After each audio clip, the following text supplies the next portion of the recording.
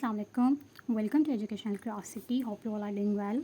सो guys, आज हम English grammar का जो टॉपिक पढ़ेंगे वो है आर्टिकल। बहुत से स्टूडेंट्स को अ, एन और द का यूज़ काफ़ी कंफ्यूजिंग लगता है, लेकिन आज के लेसन के बाद आपको ये टॉपिक बिल्कुल क्लियर हो जाएगा। तो चलें स्टार्ट करते हैं। सबसे पहले देखते हैं कि आर्टिकल क्या होते हैं। Words used before nouns to define them as specific और अनस्पेसिफिक। ठीक है, आर्टिकल्स वो वर्ड्स होते हैं जो हम नाउन से पहले लगाते हैं, वो इसलिए कि हमें क्लियर हो जाए कि हम एक जनरल नाउन की बात कर रहे हैं या फिर हम एक स्पेसिफिक नाउन की बात कर रहे हैं। जनरल और स्पेसिफिक नाउन्स क्या होता है, अगर तो आपने मेरी नाउन से रिलेटेड डिटेल वीडियो देखी है तो आपको इस बारे में क्लियर होगा कि जनरल नाउन्स कौन से होते हैं और स्पेसिफिक नाउन्स कौन से होते हैं। अगर आपने वो वीडियो नहीं देखी तो आप अभी जाके वो वीडियो देख सकते हैं। हम आ, एन और द, ठीक है, इन तीन आर्टिकल्स को दो टाइप्स में डिवाइड किया है। There are two types of articles. First है इंडेफिनेट आर्टिकल, इसमें आते हैं आ और एन। सेकंड है डेफिनेट आर्टिकल, इसमें आता है द। पहले बात करते हैं इंडेफिनेट आर्टिकल की। इंडेफिनेट आर्टिकल्स जो होते हैं ये नॉट स्पेसिफिक नाउन्स के साथ लगते हैं, मतलब जनरल नाउन्स के साथ लगते हैं। और दूसरी बात, जो आ है ये बिफोर कॉन्स्टेंट साउंड लगता है और एन जो है ये बिफोर वोवल साउंड लगता है। अब आपको कॉन्स्टेंट और वोवल साउंड्स का पता होगा। जो ए, ई, आई, ओ, यू होते हैं ये वोवल साउंड्स होते हैं, और उसके अलावा जो बाकी अल्फ़ाबेट्स होते हैं, बाकी लेटर्स होते हैं, वो कॉन्स्टेंट होते हैं। मतलब अगर किसी वर्ड के स्टार्ट में वोवल लेटर आ गया है तो उससे पहले एन लगेगा, वोवल लेटर का साउंड आ गया है तो उससे पहले एन लगेगा, और अगर कांस्टेंट लेटर का साउंड आ रहा है तो उससे पहले आ लगेगा। जैसे अ बॉय, अब बॉय जो है ये वर्ड है, अब इसका फर्स्ट लेटर देखा हमने, यहाँ पे आया बी, और बी क्या है, बी कांस्टेंट साउंड है, तो इससे पहले आ गया आ। अब बुक, अब बी फिर से कांस्टेंट है तो इससे पहले आ आएगा। एन एप्पल, अब ए जो है ये वोवल साउंड है, इससे पहले आएगा एन।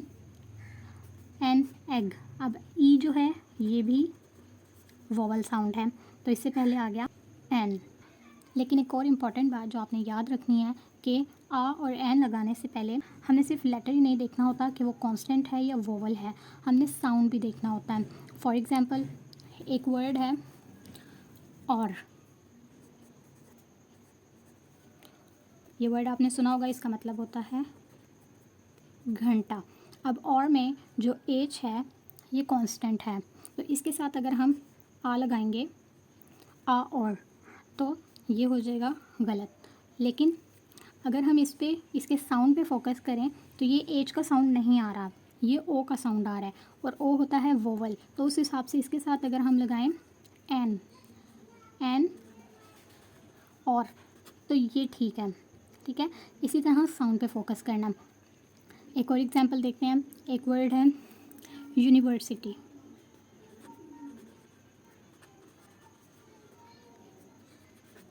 अब यूनिवर्सिटी में यू जो है ये वोवल है, इसके साथ हम लगाएंगे एन, उस हिसाब से वोवल के हिसाब से हम इसके साथ लगाएंगे एन, तो ये हो जाएगा गलत। लेकिन अगर हम इसके साउंड पे फोकस करें तो ये यू का साउंड नहीं आ रहा, ये यू ऐसे वाई का साउंड आ रहा है, यूनिवर्सिटी,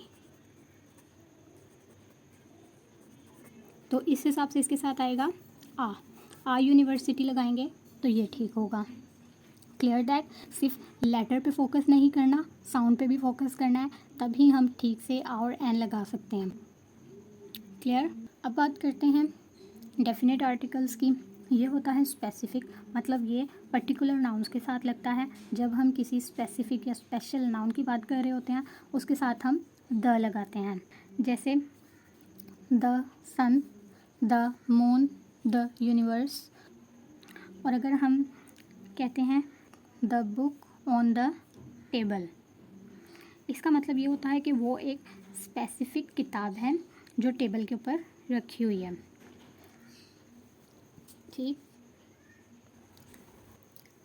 एक कॉमन मिस्टेक होती है जो अक्सर हम करते हैं, वो ये कि हम आर्टिकल्स को स्किप कर देते हैं, जो कि बिल्कुल गलत होता है।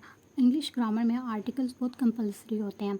जैसे शी इज़ टीचर, इसके लिए हम यहाँ पे अगर आर्टिकल लगाएंगे शी इज़ अ टीचर तो ये ठीक है, ये ठीक नहीं होगा। आई सॉ ईगल तो ये ठीक नहीं है, लेकिन अगर हम आर्टिकल लगा रहे हैं साथ आई सॉ एन ईगल तो ये ठीक होगा। ठीक है, अब एक क्विक सा रिकैप कर लेते हैं। तो आज हमने आर्टिकल्स के बारे में डिटेल से समझा है। आर्टिकल्स वो वर्ड्स होते हैं जो हम नाउन से पहले लगाते हैं। ये टोटल 3 होते हैं, आ, एन, द। इनको 2 टाइप्स में डिवाइड किया गया है, इंडेफिनेट और डेफिनेट। इंडेफिनेट में आते हैं आ और एन, और ये जनरल नाउन्स के साथ लगते हैं। डेफिनेट आर्टिकल में आता है द, और ये स्पेसिफिक नाउन के साथ लगता है।